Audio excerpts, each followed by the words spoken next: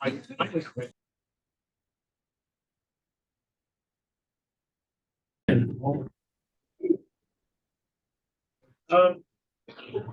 your mic count?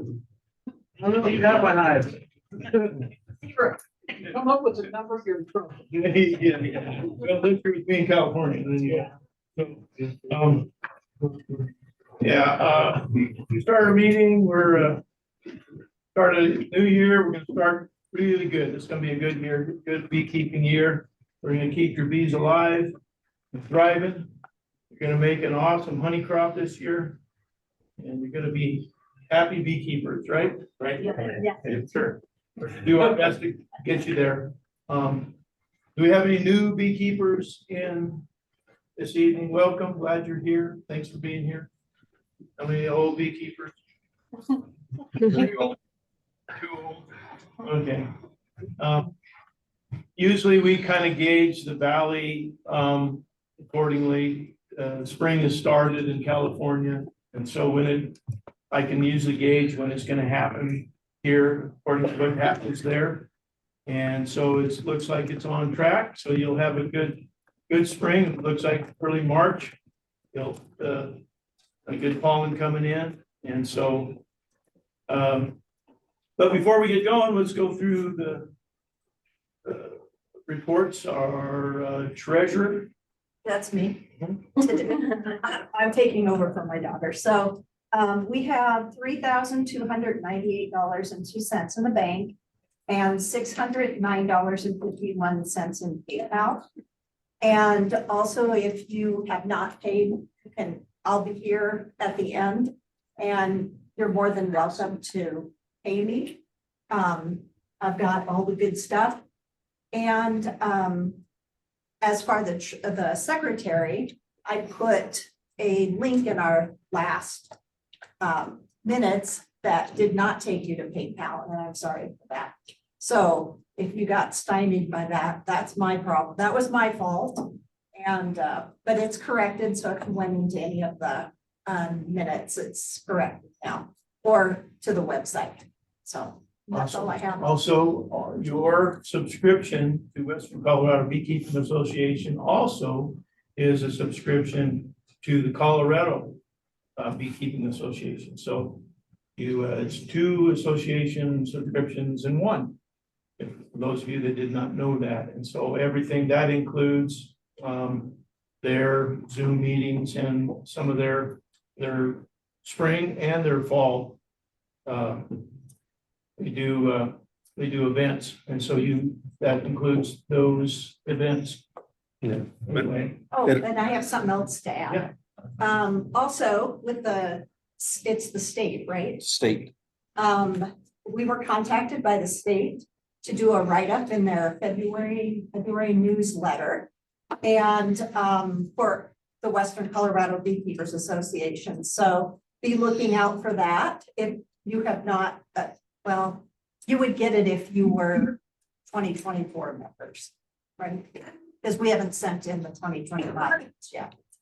So Once that comes up, I'll send a link out to that email to everybody, just in case you weren't a member of it. So, and with that also being said, Kathy Gill, who is the new president of the CSBA, is the one who reached out to us, and she is joining our club for the year. And she's also on Zoom right now, watching everything we're doing. So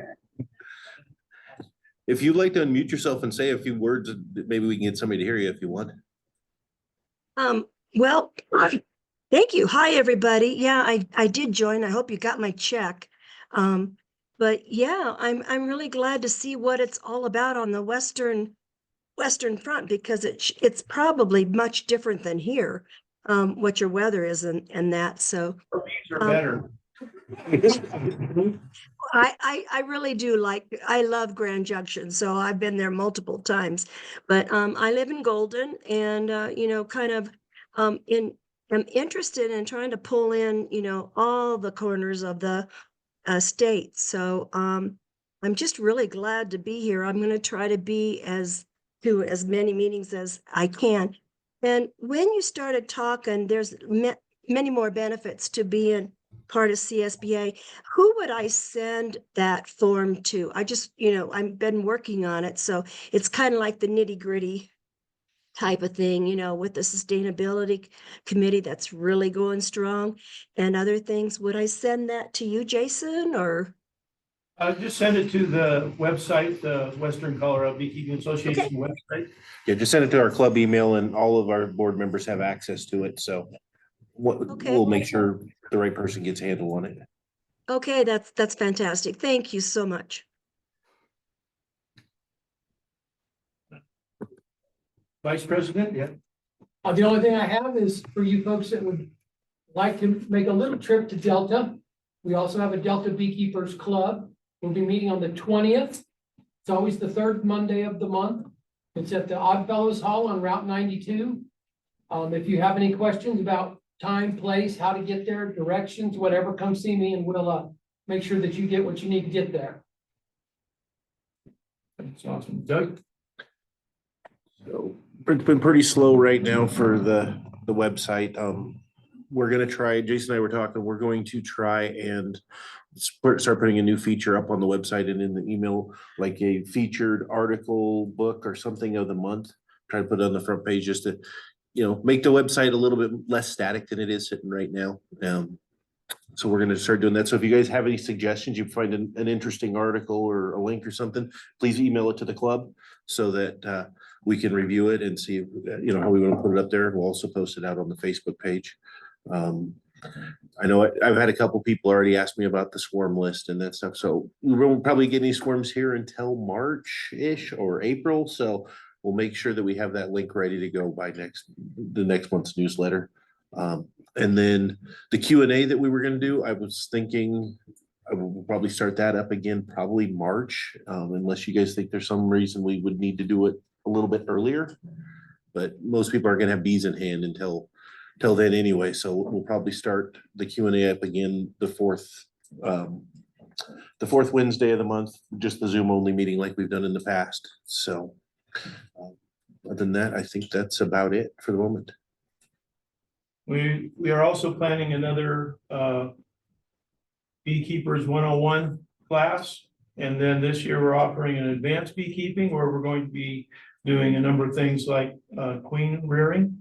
And if you want to learn how to raise your own queens, also we'll be doing a couple of on-site classes where we're going to do splitting. So there'll be early splits. So by the time you're all ready to split, that you'll know kind of what a good process is, whether you're going to do walkaway splits or you're going to try to raise your own queens or order queens. So that's coming up. We'll have that information the next meeting. Also, if you want to pre-order Nooks, I have that sign-up sheet up here afterwards. And if you want to pre-order, have that available for you, those of you that are wanting to increase or add to your apiaries. Any questions before we dive in? Yeah, Awesome. 200 this year. That's pre-order. So 5 frame Nook, 2 frames brood. Breed, Huh? what breed are they? We're still running the Saskatraz. So that's a hybrid Italian that is mite resistant, bred for mite resistant. Yeah, You got any pre-order for queens or not? yeah, we'll do pre-order for queens too tonight if you'd like. Order some new queens. Same one, they're Italians, hybrid Italians. Right, if you're not familiar with the Saskatraz queen bee program, it's originated about 20 years ago in Saskatchewan, Canada. And they're bred primarily for mite resistant as well as early buildup, honey production and gentleness in that order. How much are the queens? Don't know yet, but it'll be, what did we do last year? Saw it, I can't remember. Yeah. 5? It was like 30 or I'm asking the wrong guy. 30 or 35. Okay, yeah, that's, Something like that. it'll be in there. I mean, everybody else is crazy. I mean, we just ordered a bunch of queens out of Hawaii and they're soaking me some. This time of year, it's really hard to get queens, if you didn't know. Cody Kings now. $200. How much? 200 for 5 frame ones. I think, Kathy, I think you're muted if you're trying to talk. Have you had good luck with the Saskatraz? Yes, oh, yeah. Yeah, we primarily switched our whole operation over 4 years ago, the Saskies, and I have no regrets.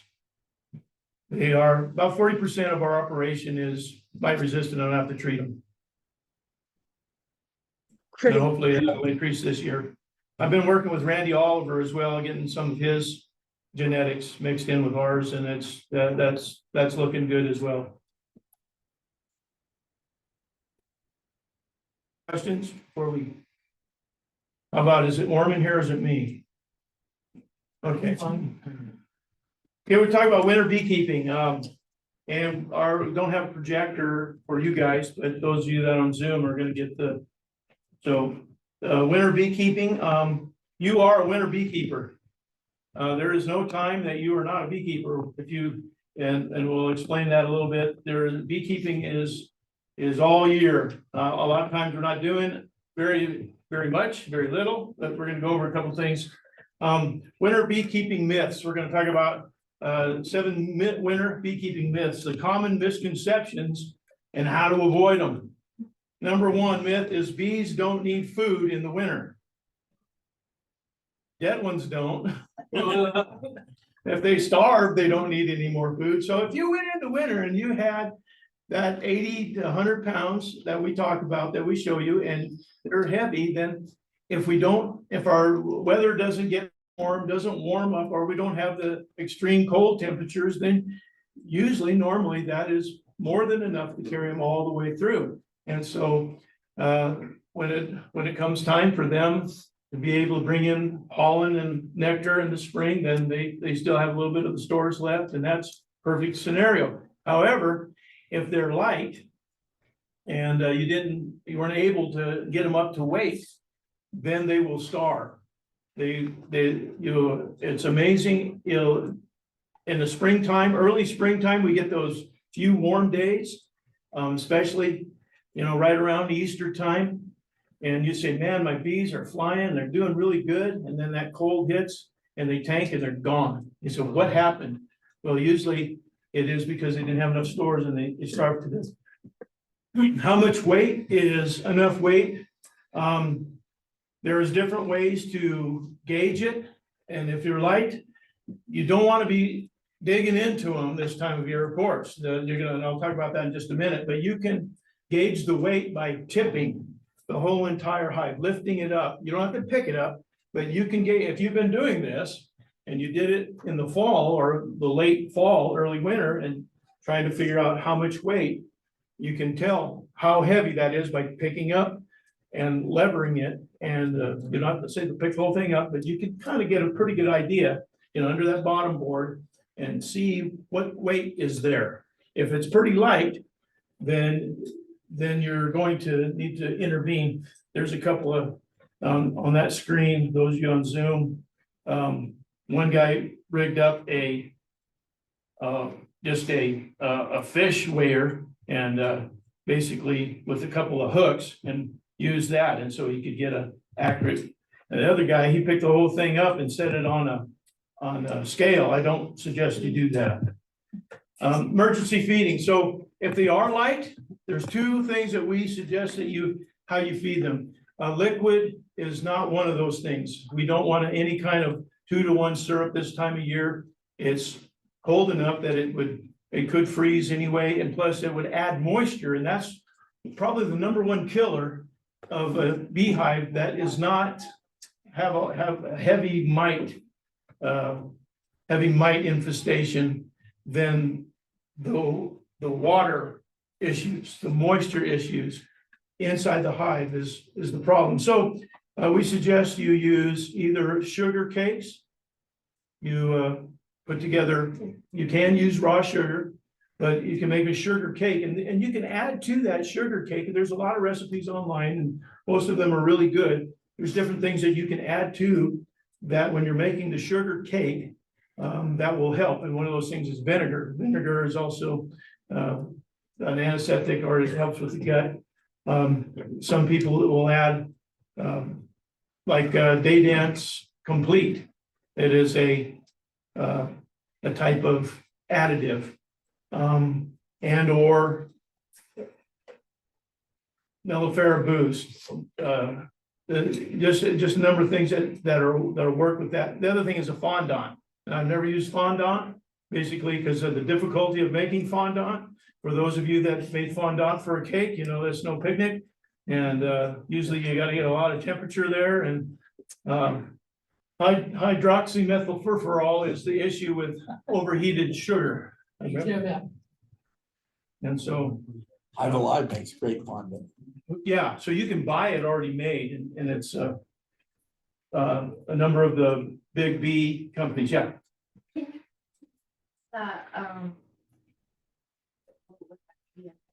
Super DFM, Can you mix that with your? some do, but I just put as an additive, in addition to, Right. in the corner of the inner cover, on top of the inner cover. Okay, so instead of mixing it in with the sugar, because you want them to take that all right away. And Super DFM is not cheap, I know. So- yeah. So no, you just, the recommended dosage, just place that on top of the inner cover, under the lid. And as soon as they find it, it'll be gone within less than a day, because the additives to that. But anyway, yeah, I would mix that with because sugar cake, oftentimes, if they don't really need all of it, they won't eat it. And so you're leaving a lot of that behind, so it's. Fondant, yeah, you can buy, already made. The myth number 2, you should check your hive frequently in the winter. No. And why not? Why don't you want to be cracking that lid, standing in the middle of a snowstorm going? Don't break the cluster. What'll happen is that you're causing undue stress as well as you're causing that hive to drop in temperature. You remember that hive maintains a year-round constant temperature of 90 to 93, 94 degrees. And so what you're doing is you're causing more damage by opening them up. So when you do a hive check, when should you? If you really believe there's an issue or a problem, such as they're too light, I would suggest that you do it in the height of the day, at the warmest part of the day, preferably anything above 45 degrees. 45, 50 degrees, and we don't see a lot of 50-degree weather this time of year, but if you can wait till that moment, 50 degrees, they broke cluster already, and do what you have to do as quick as you can, and do not dig in them too deep, okay? Open the lid, hey, they need some food, I'm looking down and I see the frames are pretty much, the cupboards are bare, them outside honey frames, they're all moved up the top, the stores that's really light, well, I'm gonna put some sugar cake, at the very least, some raw sugar, white cane sugar, white cane sugar. Don't put brown sugar or, beet sugar is not the best, but white cane sugar in the raw state on top of the inner cover. Don't spread that over the top of the frames. That does more harm. So on top of the inner cover, that way they come up in the middle, access that, go back down when you need to. And do the work as quick as possible. There are other issues that you might be seeing, and we'll talk about that in a minute. Okay, myth number 3, bees are dormant during winter. They're very active, but their activity is all interior. They're in a ball, in a cluster, and the reason why they cluster is to generate heat. And so that's how many of you have had a dead out? Your bees died over winter, so you pull the frame out and you see the bees, there's a number of bees with their head in the comb and their tails are sticking out. That is what we call a heater bee. They generate the heat, they put their head inside, pointed towards the cluster. Pointed towards the inside interior of that cluster. And with their wing muscles, they vibrate and they generate heat out through their head towards the cluster. That's a heater bee, and that's when, if they starve, you'll see a lot of heater bees. That's what happened. Because all those bees, the last few remaining ones were dying, doing what they're trying to keep the colony alive. So they're working, and right now they are generating heat. As it gets a little bit closer to summer, then they'll begin to brood. The queen will start laying, especially if there's anything coming in. Next month, if you want to get a jump start, I'm going to give you some information on how to jump start your beehive for those of you that want to be a little bit more active and try to get a jump on the. We have a wonderful spring flow. How many of you are towards Palisade, Clifton Palisade? You have tremendous opportunity, especially those of you that are real close to Palisade, or you're close to any kind of fruit orchard, that you can gather a spring flow, but your colony has to be strong. It has to be strong enough that they're not using all their resources to build brood. And so that's, if you want to get a jump start on that, there's two options. Either you send them to California and they come back powerhouses and you can gather that early spring flow, or you stimulate them, artificially stimulate them. And we'll talk about that next month. But right now, what they're doing, their whole purpose right now is staying alive. And that's what the honey stores is about. And so don't think that they're just, they kind of hibernate. Bees do not hibernate like some other insects. What's the next one there? Myth 4, if you don't see dead bees, the colony is healthy. How many of you in the wintertime have seen, and those of you who've overwintered, there's a few dead bees out front and you're thinking, oh no, they're dying. That is consistent. There's always going to be a few dead bees, and all that is house cleaning. So if you see especially after a warm day, a real warm day, and you walk out there and there'll be a dozen, even a couple dozen dead bees out there, and you think, oh, what happened?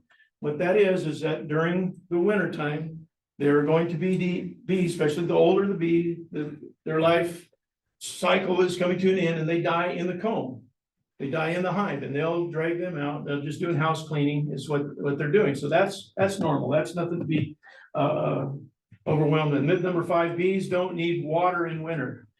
Yes, they'll need water just like any other living being. They all need water. And most of the time, they can gather water off of the humidity that takes place in the hive. So through that condensation, the water from the heat that they generate condensate on the ceiling and on the walls. And that oftentimes is enough for them to sustain the water issues, but not always, especially if there's a number of warm days. So if there's a number of warm days and it doesn't get cold that night, then there's not going to be a lot of condensation. And so therefore they need to have a water supply. So on a warm day, it'd be interesting, you just put out, there's a number of ways to do that. You can get a 5-gallon bucket, but make sure there's something of a floating mesh so they don't drown, they're able to land and drink. And there's a lot of different water sources, but make sure they have a water source, and you'd be very interested to find that how many of those bees during our couple of warm days that we do have, the nice sunny warm days gets above 50, they broke cluster and they're going to fly. They do cleansing flights all when they can. And so you're going to have that opportunity, but they need water. Myth 6, adding extra honeycomb helps with heat retention. Actually, that's the opposite. There's a number of people that ask me, they ask, should I leave an extra honey super on top of their double deep for overwintering? Because they said, well, in case they need some extra honey, extra food, well, it's right there. Problem with that is all the space that you're giving them, they have to operate in and keep it heated. So it's just like, what's easier to heat, a small house or a big, huge cathedral? It's the same difference. And depending on the size of your overwintering colony, it could be very detrimental. In fact, it could be the reason why they didn't make it is because they couldn't keep enough heat. The smaller that colony. In fact, if it's a real small colony, you only have 3 or 4 frames of bees, it probably would even be better to overwinter in a single. Because if they only have, like I said, you know, just 2 frames of bees and you have, you know, extra box on top, well, they've got to maintain heat for that whole entire space. So especially blank comb, if you're throwing in blank frames, just frames without any comb on them, they're just foundation frames without the drawn foundation. That's one of the worst things you can put in a overwintering hive. And some of you saying, I wish I would have known this like in fall. So again, you know, if they're there and you have they were up to weight and they overwintering, it's not something you want to dig into right now, but just understand that's a myth that some people think just adding extra honeycomb, especially empty frames, is something that does not help. Myth number 7, bees are self-sufficient in winter. Not so much. They're gonna need that you help them out, you do what you're supposed to do to get them into winter. Get them through winter, you're gonna be on top of understanding what's going on. And so there's a couple of things, and I wish I had the new one. This is a FLIR, and what that is, an infrared camera that works with my phone. What I forgot is I updated my phone at Christmas, and so this one doesn't work with my new phone. So what that is, the paperweight. Yeah, $200 paperweight. Anyway, so it's FLIR, FLIR. And what that is, it works with a smartphone. You plug it in the bottom of the smartphone, and on your screen gives you infrared. And you can look at the outside, especially in the morning or the evening, so there's not a lot of temperature. And if you don't have them tightly wrapped, then that sometimes is an issue. But you'll see exactly where that colony is, how big that colony is, and you'll be able to read the temperature that's going on. It's a very awesome tool, and especially for those of you that are sideliners, a little bit bigger, but most of you are in California, so it don't matter, does it? But that's one tool that you can use. Again, checking the weight, understanding what's going on right now is there's not a lot that you're doing, but what you are doing is very important. And knowing that, just I'm hoping that they make it. I'm hoping that they make it. How many of you have been out into your apiary and you've watched some of they come in on the warm day and they're flying? So that's good. And basically, you can, if they're just going every which way and there's no real pattern to what they're flying, they're either out scouting or they're just doing cleansing flights, and but if you have bees that are coming out and it looks like they're all going one specific direction, they found something that they need. It might be water, there might be, and later on, late February, there's a few things that start blooming, especially have a few warm days. What is the first thing to bloom? Dandelions.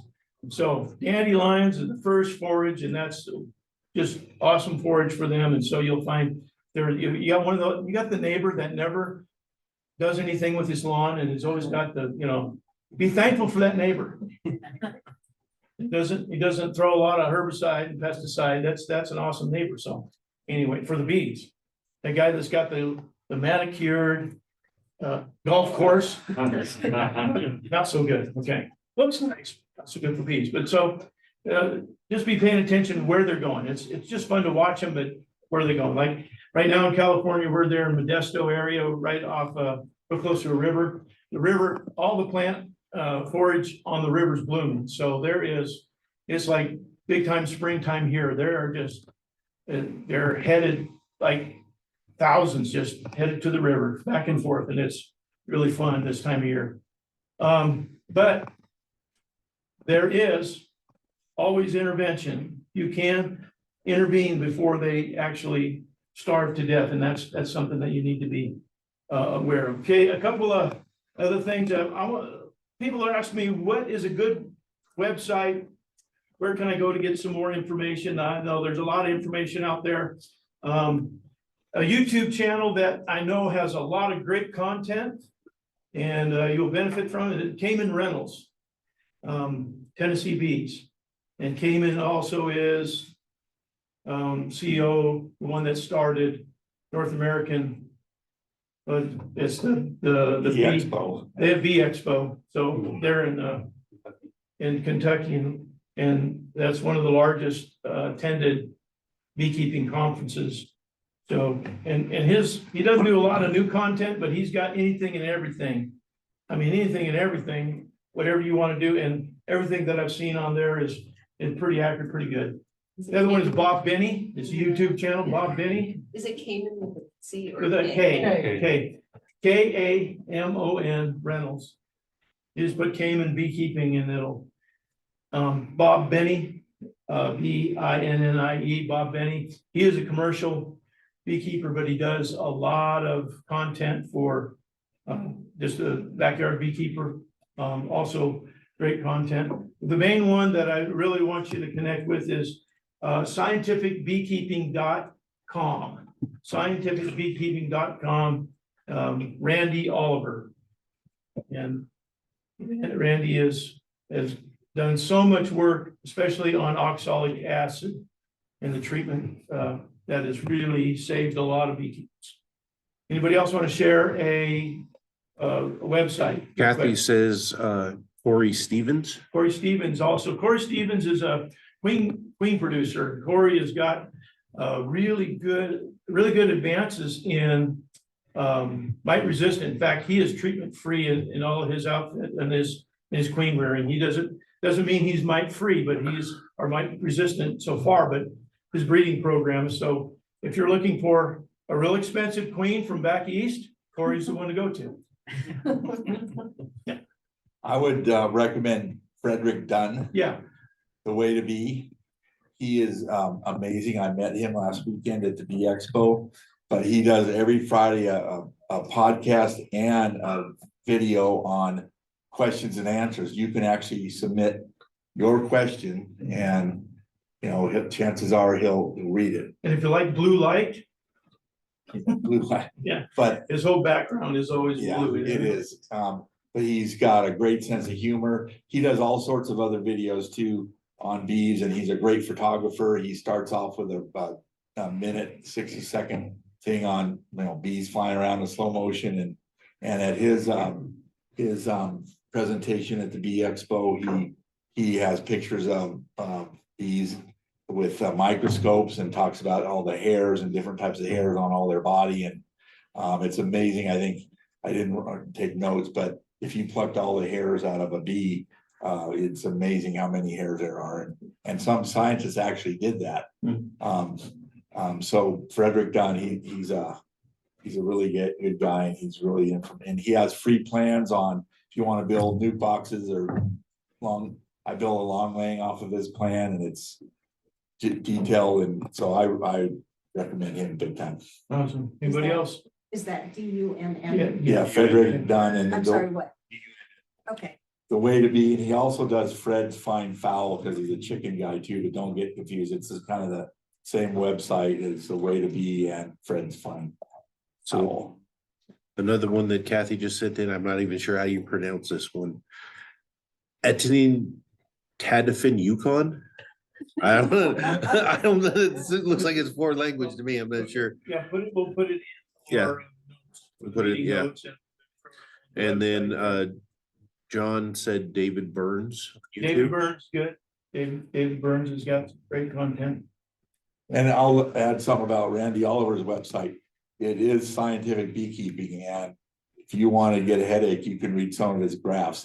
But it's amazing all the research he's done and how he details it and documents it and graphs it, and And he said in his presentation, if someone tells you something about bees, ask them if they can back it up with graphs, and if they can't, then they're lying to you. Yeah, the scientific study or how to. Actually, did you arrive to that conclusion and can you replicate it? That's the main thing. If you did something, and can you replicate it? And then that's basically a scientific method. Anyway, anybody else? Couple of books. And Ann Peterson, first of all, showed me this one. Thanks, Ann. And this is Piping Hot Bees and Boisterous Buzz Runners by Thomas Seeley. And Thomas has been around for a long time, got some great content. And this is really an interesting book. It's got some cutting edge ideas and thoughts on many areas of beekeeping and some answers that I've been asking. So you want to take a gander at that. The other one is for new beekeepers. This is the one that University of Montana Master Beekeeping starts you out with this one.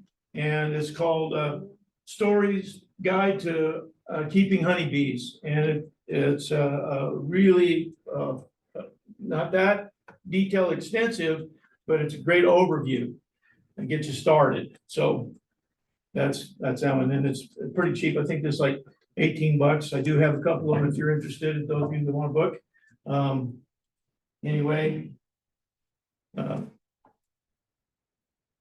Couple more good books, Inside the Hive, A Bee's Life, and then Bee Democracy, if you want to learn about swarms and how the bees choose where they're going after they bivouac, and how they communicate and how they find the right size, locations, whether it's a tree or these scientific studies were in hives. But it's pretty detailed and pretty amazing how they measure their space. And that's a good book if you're wanting to catch swarms.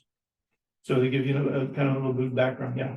Another good book is CSU Extension Office put out. It's a Rocky Mountain Beekeeping. Okay. It goes through all the diseases that honeybees have with high definition pictures. So it's not black, white, it's actually colored. What's the name of that one I again? want to say it's like Rocky Mountain Beekeeping. Just look up CSU Extension Office in beekeeping, and it's right there on their website, the PDF. Oh, it's a PDF. Yeah, so it's free. And they're Can't talk them down? yeah, can't calm down, but yeah, I still keep that book in my toolbox because it's like, what's going on? Oh, that. So, You got pictures? yeah. Yeah, that's the main thing is that you You got have to see some like, kind of visual reference that makes Yeah, a huge difference. yeah, there was no seam look like, it's this. One that I always like to recommend to people who are just starting out and buying your first nuke this year. It's called First Lessons in Beekeeping, and I don't know who wrote it, but there's a black and white version and there's a color version. If you get the color versions, there's really good pictures, well, like he was just saying, that shows everything. You're getting in your hive, well, is that brood or is that, pollen? Well, you can break out that book and you say, hey, that looks exactly like that, that's open brood. And so it's for that reason, I think it's one of the very best. It's also really good on the real basics, like the nomenclature, what is a frame, what is a box? If you really don't know anything, that's a really good book for your first book. First Lessons in Beekeeping, color version. So we have one from Kathy on the Zoom chat is Honeybee Biology and Beekeeping by Drew Caron. Caron or Drewy Caron. Dewey. So it's Honeybee Biology and Beekeeping by Dewey, Dewey, Caron. Beekeeping organizations use that one in their teaching and training. That's a standard, yeah. That one from CSU, they changed the name, it's Integrated Hive Management for Colorado Beekeepers. Oh, So yeah. Dr. I cannot pronounce that, it's gonna save my life, Thea Walker. Strategies for identifying, mitigating pests and diseases affecting Colorado honeybees. Could you tell me the name of it again? Integrative. Integrated Hive Management for Colorado Beekeepers. And it's a CSU extension. Extension.colostate.edu. The 50-page PDF. Awesome. Beekeeper's Handbook's a good one too. A quick reference if you need to look something up. Okay, all right. Who is overwintering so far? Let me get kind of counting who's overwintering it. That's awesome. Okay. who's planning to expand your apiary, whether by splits or by purchasing? And how many have more than enough now? That's usually the case. There's only, you can't have enough bees. What are you talking about? Cause you never know. I'm gonna be dead tomorrow and I need more. Okay, so we're gonna be, next, you're talking about, increasing your apiary as well. But, this is a good time, those of you that are going to be increasing, those of you that said, I really have enjoyed this journey so far and I want to, increase my apiary, maybe 1 or 2 hives. Well, right now is the time to start looking for equipment. If you wait, till when everybody else is getting their nooks and packages across the United States, that equipment is dwindled and oftentimes you're, waiting for it.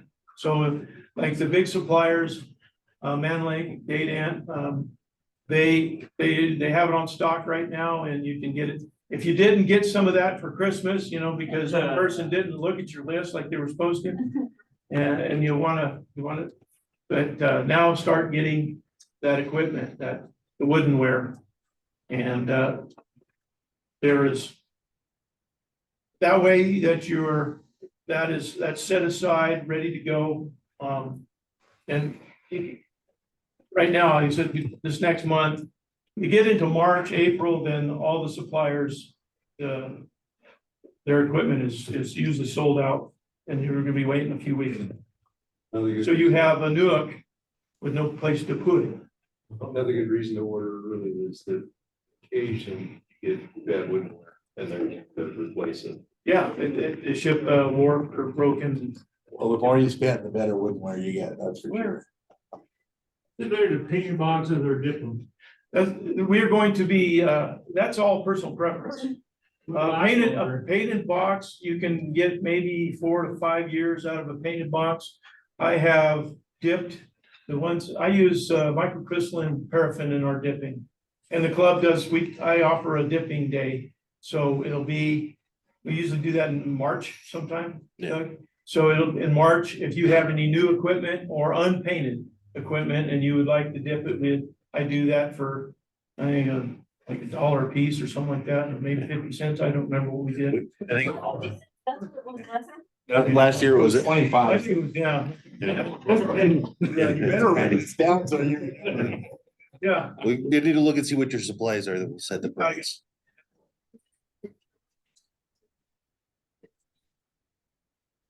If you start seeing, where they're no longer tight together, there's side rot or between the two, with the two, The two the boxes. two deeps coming together, two brood chambers, and there's cracks in there, and they can only propolis so much, or they don't sit squarely onto the bottom board, or you got a warped lid or something like that. So the main thing is you want to be able to help them as much as possible, and that is good, straight, tight equipment. So that's usually, it doesn't really matter if the paint's falling off. What it matters if you got cracks or if like the corners are starting to rot, usually that's what happens, or part of the bottom. And so the rot is what you want to replace. Or you're looking in there and I'm seeing a little bit of a mold issues. And that's something that you want to also replace. But I'm back on the wax dipping is, when we went to wax dipping myself, but I never go back to painting because I painted so much in my life, I'm just tired of painting boxes. And wax dipping is, you sit there, you pour water on that and it just feeds up and rolls off. And so we don't have to worry about too much moisture here on the west slope, but depends on where you're at. If you have condensate high, it's probably bad for it. It runs. Oh, condensation, no, it does the same thing. They just lap it up. It doesn't matter. And the older it gets, it's not as impervious to water, but anyway, wax dipping is, and that's everybody's preference. What you want. Some people don't like the natural wood look because they're just weird. And Well, another thing you could do is just do a light stain, an organic stain, and then coat it with beeswax. Beeswax down and brush it on there, and that lasts a long time too. Okay. Put too much on it, it's in the heat, it starts dripping, but Well, that's why we use microcrystalline with our paraffin, because microcrystalline melt point is above 120. So if it's, I think it's on 135 is what that melting point of the microcrystalline. So if it's 135, you don't have that, you don't have these anyway, so that's why we cut that paraffin and have 50-50, and that's a bonding agent. And And it we'll goes- do that at the club, and so if you have any new equipment, and it'll be probably into March, somewhere in there, depends on my schedule, when we get back in town. Yep. What I like about dipping is when you paint the outside, but of course you don't paint the inside. Well, during the winter, it absorbs water and gives off water, and whereas when you dip it, it seals all of the wood. Even in between all of the fingers where your box joints in, that wax gets all in there, that paraffin, and it's sealed. So that the box is completely sealed, not just the outside. So they last a lot longer that way, that's why. Is there a better R value with dipping them? You will have, just like if you paint your high bodies a darker paint, you'll have an increased R value because of the heat absorption. And that's okay in the winter, not so good in the middle of summer, the July time, then you're gonna have a lot of bearding. All the girls are gonna be out on the side saying, why'd you paint me brown, or, you know, or dark black, and I like goth bees, and so. I got two boxes of a wax foundation that was stored in the garage. Is that still good? It's probably a couple years old. What I would do is, so they're just, It's just Blank? wax. yeah, just the foundation. Yeah, just. Just the plastic blanks. No, I think it's wax. Yeah, you might wanna re-wax those. Okay.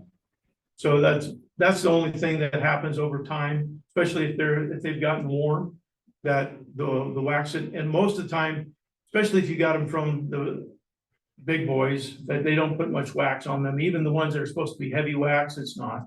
So you wanna wax them yourself anyway, and use 100% beeswax. Okay. There's on like Amazon and stuff, if you're ordering it there, you gotta be really careful. Because there's some of them on there that are not completely 100% the beeswax. I think this is a Dead box.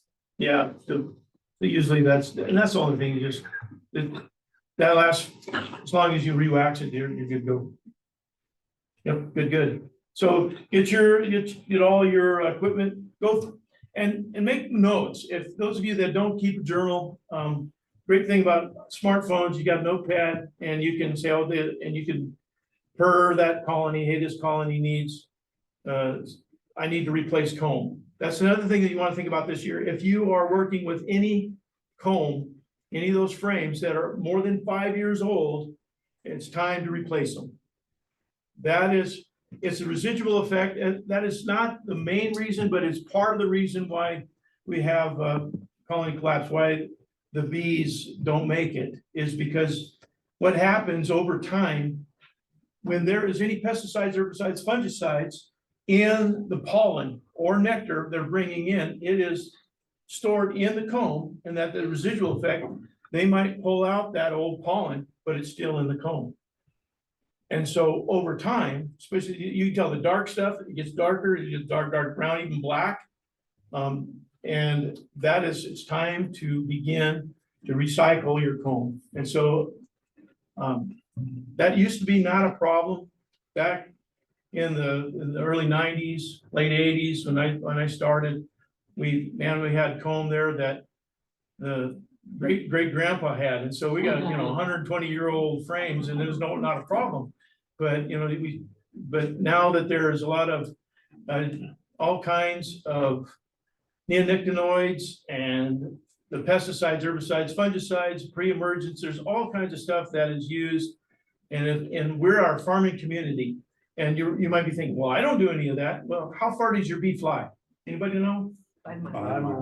So they They won't if they don't have to, but they will if they have to. And so they are picking up all this pesticides, herbicides, fungicides from wherever they're gathering. And it is being stored. And so over time, that residual begins to increase to the point where it becomes toxic. And you'll notice especially if you have any of the comb that they propolize, any of the comb, any of those cells that have been propolized, there's a problem. And that should be the first indication I need to get rid of this. So when you're doing your spring inspection, just keep that in mind. And some of you are thinking about, did I have any of that? If there is any thought at all, then just go ahead right now and order some new frames. So get them ready. So during the spring buildup is a perfect time to build comb. And that is because you have a lot of nectar coming in. So it's the best time that, unless you want to artificially stimulate them and feed them, then normally the best time to build brand new comb is in the spring. So, but you need to have that. And again, if you wait till it's too late, then usually you're waiting, you miss that window. So that's one of the things of equipment that you might need. Some of you are saying, well, I would like to start doing some splits this year. I would like to do a couple of splits. You're going to need a queen excluder. So that's just a piece of equipment that you're thinking about getting. And or any of these other ideas that you're thinking you want to do. Hey, I want to build some nooks this year. I want to try this nook. And so like Tyler, he said, I think I'm gonna try this nook thing. And so he built, I don't know, 50 nooks, something like that. And he's ready to go when he's ready to split. So it's all that ahead of time. Oh, you want to be prepared beforehand. And this is perfect time to be in the, so that's winter beekeeping. Any other questions? How old are normally your frames and combs in your newts? Cause like. Less than 5. So everything is rotated out, usually about 4 years. Some of that's looking pretty brown from 2 years ago, so. Oh, 2 years ago, you got some of my partner stuff. He threw some nooks into the club, so. I'll probably clean some of those out. Yeah, if the nooks that you're getting, they are 4 and 5 years old, so if you have them a couple years, just trade them out. If they're getting dark, that dark, your comb, you know what I'm talking about? Okay, nod your head, yes, and I should have brought some of that, but I get rid of it, so I don't have it. What do you do with all your wax, extra wax? Oh, we make candles and or use it in our production, so I don't. You don't have any extra? Nope. So, when you're replacing the combs, like I noticed, that they generally tend to be, the ones that need to be replaced are the ones that are in the center. Yeah, the brood chambers. Yeah, and those are the ones you want to keep together, right? So where do you put the new comb and? Awesome answer, or awesome question. And the awesome answer is, that's why you need an excluder. So what happens is you don't want to get rid of that brood. So you make sure the queen is down. Now, this is springtime, okay, not what we're doing. You're during your splits, it's a good time when you're redoing your comb. And so those old brood combs that have larvae in them, then you're gonna get rid of them. You make sure the queen is in the bottom. You shake everything down, put that excluder on the bottom brood chamber, the top one, then you take that frame that you're getting rid of on top. Let it hatch out. Okay. And then she won't be laying up because she's excluded down, that excluder. And then when all of it's hatched out, then you can. Okay. Got it. That is the most productive way to do it. That makes sense. Now, if you see any issues with that, say, man, this has got more than just, you're looking at, maybe it's, there's all kinds of brood diseases and there's issues there.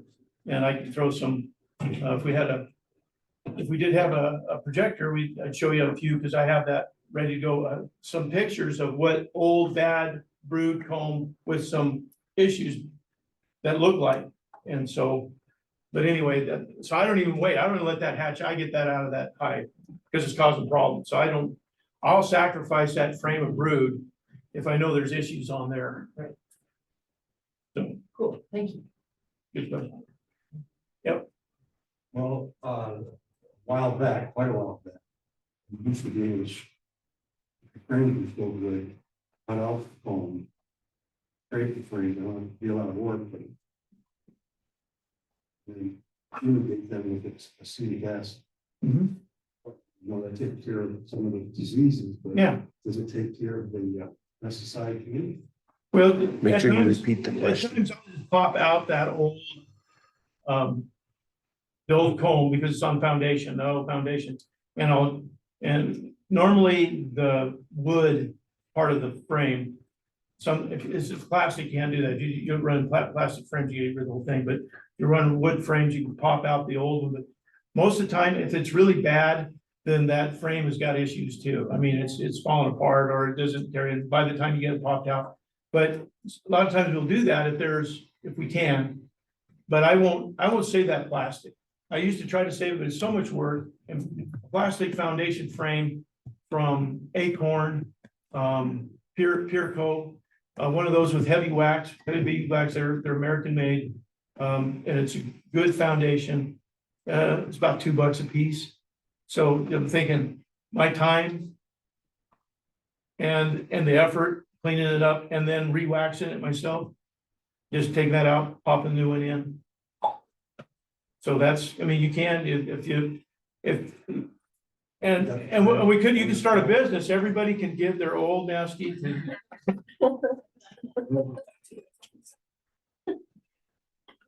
Anybody else? Yeah. I think I remember you saying that splitting will help with swarm, is that? Yeah, we're getting a lot of questions for like next couple months, but that's good, to know that. So it is a natural desire for a beehive to want to swarm. And the first swarm is the old queen, she goes with the first swarm. See, a colony can swarm multiple times. And especially the bigger they are, the more they, in fact, if it doesn't get out of their system, you're left with a 2-frame little ball of bees that's left and no hope, so to take that swarming urge out of them is you'll split that colony, you'll do your own swarm by splitting that colony, take the old queen, and they're forced to make a new queen. And by the time that they see but your split needs to be done before there's already queen cells that have hatched. You wait, if you're looking at frames and at the bottom, there's swarm cells that are already hatched. Chances are they might have already swarmed, and you don't know, but if you can find before then, when they're building up, in March, do a split, take the old queen, put it in that new, in the split that you're taking, and what's left is, they gotta raise their own queen, and by the time they're done raising their own queen, normally that swarm takes it right out of what's left. Now, and the trick is not taking too many bees with the split, with the old queen, because I've had swarms out of splits. So it depends on what you're doing. Sometimes I'll split a hive 3 ways. There are times I'll come back from California and they're so heavy, I'll split them 4 ways. And I still make a honey crop. So it kind of depends on the year and how many bees that you have. So there's a lot of things, but yeah, take the swarm out of by splitting them. Because if either you do it or they'll do it. And usually when they do it, they never do it as good as you can. With that, you might lose them, but also think of a split as a manual swarm. You're swarming them manually. There's a lot of ways to tell if they're gonna swarm, because they don't always swarm, they gotta be packed in there. The queen will stop laying, so there won't be so many pheromones with eggs and larvae. They'll start running the queen around to make her skinnier so she can fly out. And then you'll start seeing queen cells at the bottom of the frame. You see all that stuff, yeah, they can swarm. Yeah, the main thing that you're finding is swarm cells. When you see swarm cells that they're thinking about swarming, and they don't have to be capped. They can just they start them swarm cells, and as soon as they have a viable larvae in that swarm cell that they're raising to be a queen, then they can go. And it depends on weather. The bees in the trees. And a phone call to me. So on that, it was the last meeting, it was in December, or no, it was November, that you put up the map of all the swarms, right? Yep. So, and if you want to see that, you got a link still on the webpage? Yeah, I think the link should still be, we put it I in think the, it's in class. I think it's in the newsletter, yeah. Okay, so I'm gonna throw that on, Yeah, I don't and on the remember seeing webpage, Yeah, just a link to that, so you can go and look at the map of all the swarm calls that we got. Doug put a pin on the map of the Grand Valley of where they were at, and so it's really good for you to go see if one of those swarms was from you. And say, oh, yeah, I know that 4 of them were for mine, you know, very specifically, that I didn't get, so anyway. Usually we try not to let that happen. Yeah, this was the first year I did I got to ask about it. And this was the first year I did the map, and it was amazing to see how many of them actually were downtown Yeah. versus out in the country where you'd think they would be. Yeah, so there's either feral, I know there's a couple feral colonies downtown. Yeah. One in a building downtown that couldn't cut out, so I know there's a couple feral colonies really downtown on Main Street. So.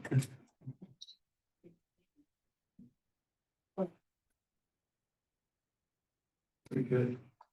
Next month, we'll also have some information on the Honeybee Festival. And if you want to be part of that, if you want a booth, and you want to be, so that'll come, you want to throw something out there? Yeah, so right now we're getting ready to, you guys can do your applications online. We'll have it set up when the time is. And then obviously we'll have a meeting before that happens. We'll be talking about that. And yeah, so I guess the only thing that I would say that the town of Palisade is being more restrictive on certain things like parking and various things. And so we're working very diligently with the town of Palisade to loosen up a little bit. You know, and just talking to them about that. But this, in fact, will likely be our last time of having the Palisade Honeybee Festival there In downtown in Palisade. downtown Palisade. Yeah, so it'll be maybe in Palisade, maybe somewhere. You know, Cross Orchards would love for us to do it there. The problem with that is lack of places for people to park and the vendors, there's not enough space or, so if anybody knows of a piece of property of sorts that we could do it at, but you know, it's like, it's always been the Palisade Bee Festival, so people are gonna be expecting it there, so, you know, if anybody has any good insight on where else we might be able to go that is affordable. Who lives in Palisade? Anybody here who lives in Palisade? Okay, 1, 2.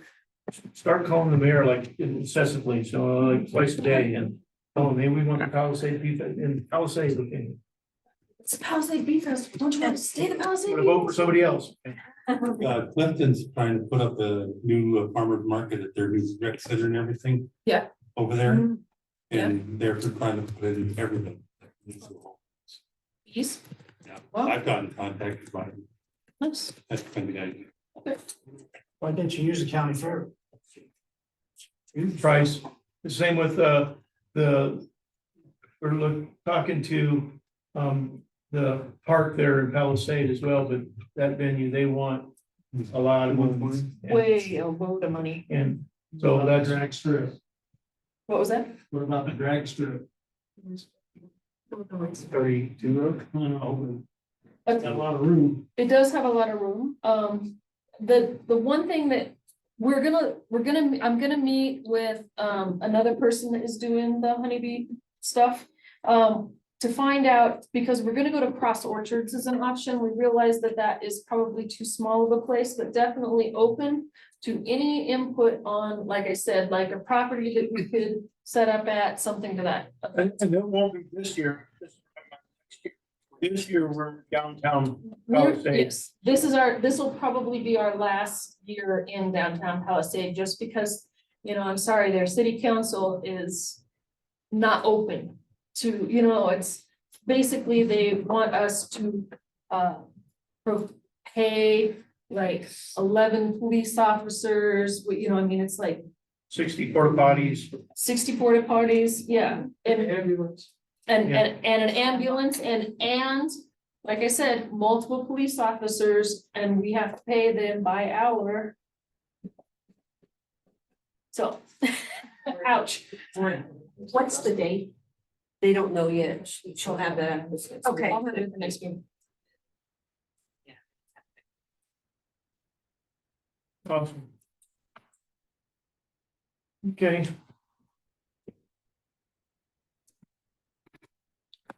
You have honey left? No. Never had any.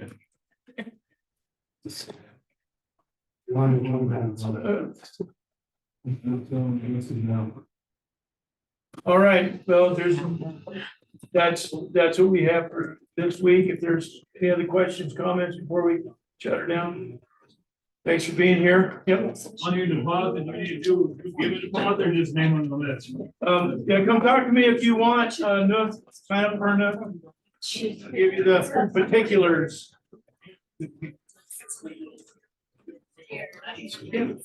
Have a good night, everybody.